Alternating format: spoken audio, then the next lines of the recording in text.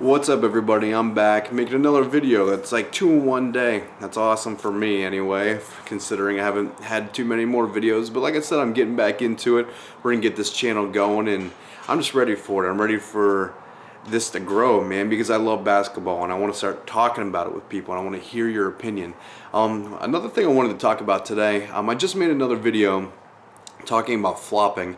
And one team that I forgot to mention, by the way, one team, but I said, talking about teams who not to sleep on. I said, don't sleep on the Bucks for sure, and don't sleep on the Wizards. Another team out of the West I totally forgot to mention is don't sleep on the Mavericks. They are good. They're a good team. I don't care who they play. I don't care who they play and what round they play. They are always dangerous. I'm not saying they're going to go terribly far, but it's just a team that you never know when they're going to catch fire and when Dirk is just going to just go off. So, again, just giving some props to the Mavericks. But I've been trying to lately talk about how to fix this NBA lottery and NBA draft situation. Been putting a lot of thought into it because I don't like the losing games. I don't like it. I think as a professional team, once again, I understand you have to put yourself in a position to win. And if you know you're not going to win this season, you have to look ahead. Like, I get that. I get that. However, it's not good for the look of the game. I just don't like it. So I was trying to think to myself, what would I do if I was commissioner?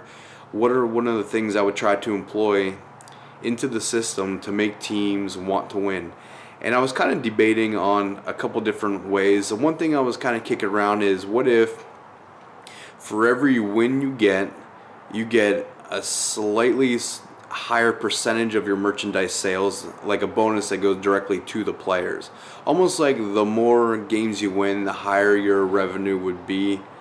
And I don't know, I was just kind of kicking around that, but I just didn't like that. It was too involved because some teams will just sell more merchandise than the next team. Like, like I'm wearing a Lakers shirt and I'm a Cavs fan. It's just I'm a big Kobe Bryant fan too, so I'm rocking out a Kobe Bryant shirt. So it's like, let's say the Lakers, for example, would get more money than, let's say, the Minnesota Timberwolves or something like that. So it just didn't make much sense. So I was just giving it more thought, and I'm like, well, it's a couple different things I came up with, and I thought, well, what if all 30 teams had the same exact chance?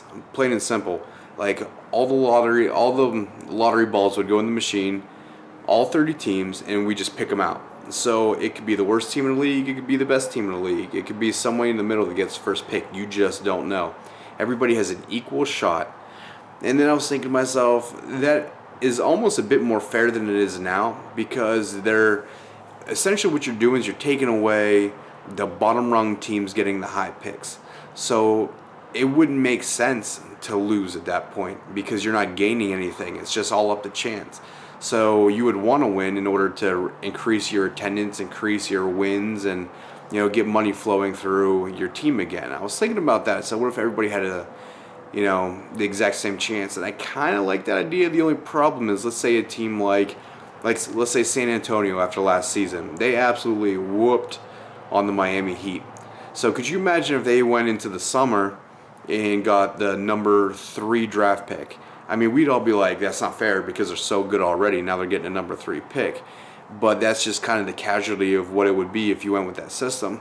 So I was just further exploring what we could do. And I came up with something like this. What if there's 30 teams in the league. There's 8 from the West, 8 from the East that make the playoffs. So you're talking 16 teams that make the playoffs. What if we took the other 14 teams that did not make the playoffs, and they all have an equal opportunity for the first picks? So essentially, the 14 teams that are not making the playoffs, they get picks 1 through 14, but they all have an equal shot. So we put their ping pong balls into the machine, pull them out at random. So it doesn't matter if you're the worst team, or it doesn't matter if you're the team that just barely got beat out for that last playoff spot. You have just as much of a chance to win that high seed as the rest. And then what we would do with the teams that make the playoffs is the teams who get eliminated first are the ones who would pick next. So let's say in the first round, let's say, okay, for example, my Cleveland Cavaliers are playing the Boston Celtics. So let's say the Boston Celtics are the first team to fall out of the playoffs. Then they would be the next pick. Or if, let's say, all the teams who made the playoffs and got eliminated in the first round, the ones with the worst records would get, picked first, then the ones with the next record. But essentially, if you get eliminated, that's where you're picking. So the teams that stay in the longest get the lower picks in the draft.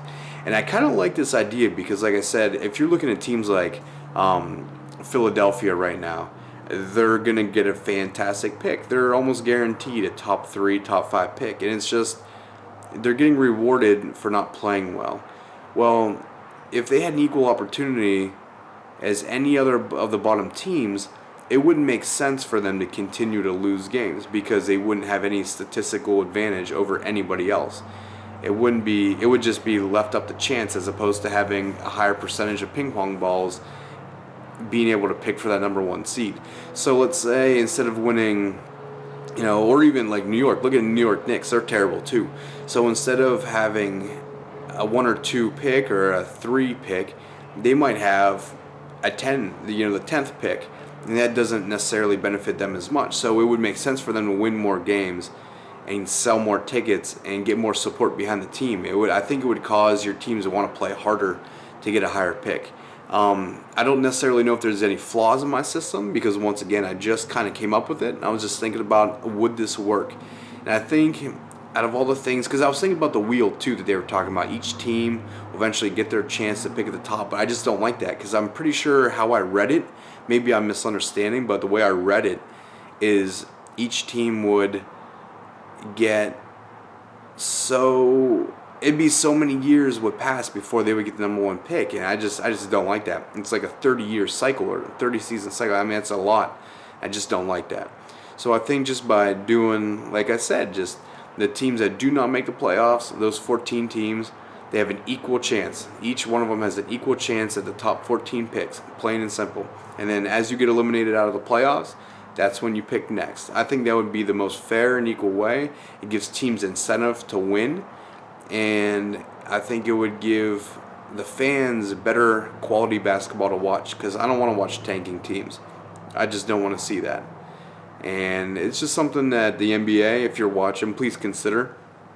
Think about it. I think it's a good idea, and maybe get some feedback from other people, but I enjoy it. And if you enjoy my idea, or if you don't enjoy my idea, if you see a flaw in the system that maybe I'm not catching, feel free to leave it in the comment section and let me know. And once again, don't sleep on those Mavericks, but again, go Cavaliers. I'll see you all in the next video. Bye-bye.